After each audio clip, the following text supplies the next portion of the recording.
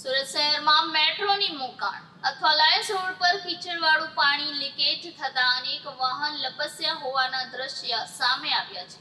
શહેરમાં મેટ્રોની કામગીરીને લઈને અથવા લાયન્સ પાસેનો રસ્તો ડિસ્કો બની ગયા છે।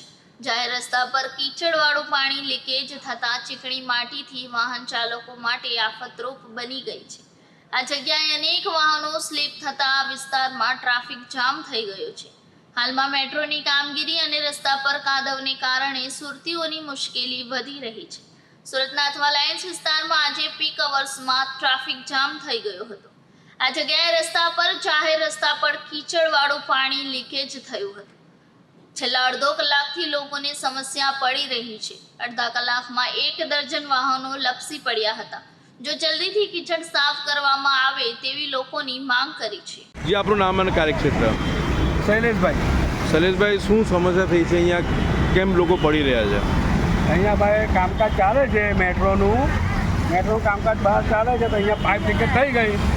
કે પાઇપ લીકેજ થઈ એટલા માટે માટી અને પાણી બહાર આવ્યું, રસ્તામાં ફેલાયું, એના કારણે આ બધું ગાડીઓ સ્લીપ થાય છે।